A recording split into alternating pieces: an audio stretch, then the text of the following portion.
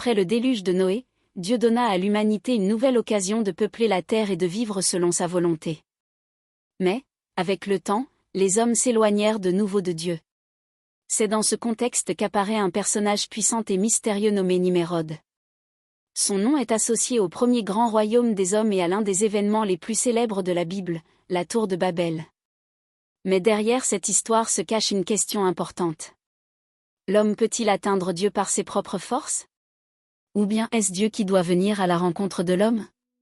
Découvrons ensemble ce que la Genèse nous révèle, et comment cette histoire annonçait déjà Jésus-Christ. 1. Nimérode est le premier royaume des hommes. Quelques générations après Noé, un homme se distingua par sa puissance et son influence. Son nom était Nimérode. La Bible déclare: Couche engendra aussi Nimérode, c'est lui qui commença à être puissant sur la terre. Genèse chapitre 10, verset 8. Puis elle ajoute: Il régna d'abord sur Babel, Érec, Akkad et Calné, au pays de Shinéar. Genèse chapitre 10, verset 10. Nimérode fut l'un des premiers hommes à établir un grand royaume. Son nom est souvent associé à la puissance, à l'ambition et au désir de dominer. Depuis toujours, les hommes ont cherché à bâtir leur propre gloire, leurs propres empires et leur propre renommée. Mais plusieurs siècles plus tard, Jésus-Christ viendra présenter un royaume totalement différent. Il ne cherchera ni les richesses ni la domination. Au contraire, il dira: Mon royaume n'est pas de ce monde. Jean chapitre 18, verset 36. Alors que les royaumes humains reposent sur la force, le royaume de Dieu repose sur la vérité, l'amour et le salut. Ainsi, dès l'époque de Nimérode, la Bible nous montre déjà le contraste entre les ambitions des hommes et le royaume que Jésus-Christ viendra établir. 2. La tour de Babel, l'homme veut atteindre le ciel. À cette époque, tous les hommes parlaient une seule langue. Au lieu de se disperser sur toute la terre comme Dieu l'avait demandé, ils décidèrent de rester ensemble et de bâtir une immense ville. Ils déclarèrent: Bâtissons-nous une ville et une tour dont le sommet touche au ciel, et faisons-nous un nom. Genèse chapitre 11, verset 4.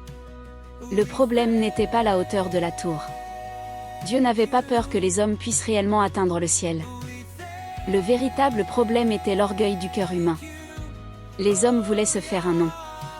Ils voulaient s'élever par leurs propres moyens et vivre indépendamment de Dieu. Mais des milliers d'années plus tard, Dieu choisira une voie complètement différente. Au lieu que l'homme monte vers Dieu, c'est Dieu qui descendra vers l'homme.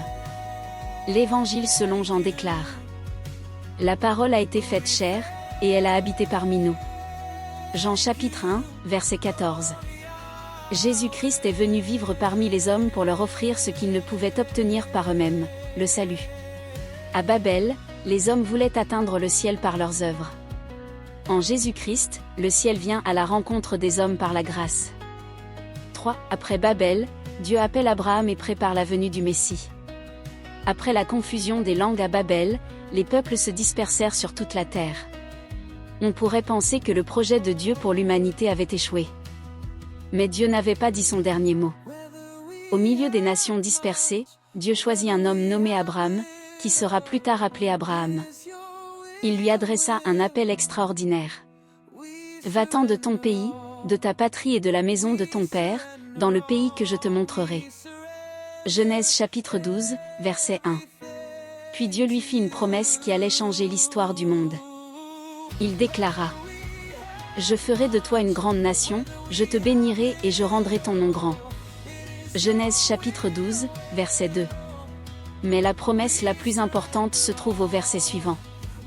Toutes les familles de la terre seront bénies en toi.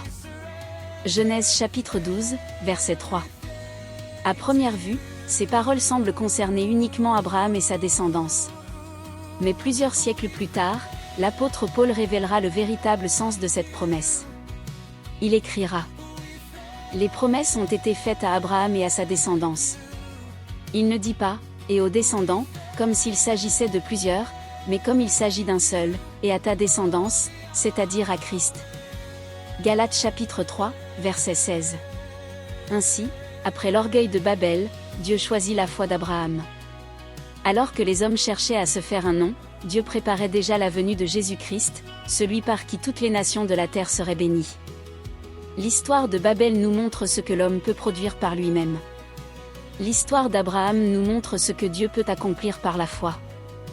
Mais au cours de la vie d'Abraham apparaît soudainement un personnage mystérieux. Il n'a ni généalogie mentionnée, ni commencement, ni fin rapporté dans le récit biblique. Son nom est Melchizedek, roi de Salem et prêtre du Dieu Très-Haut. Qui était réellement cet homme mystérieux? Et pourquoi la Bible le présente-t-elle comme une figure annonçant Jésus-Christ? C'est ce que nous découvrirons dans le prochain épisode des Mystères de la Genèse.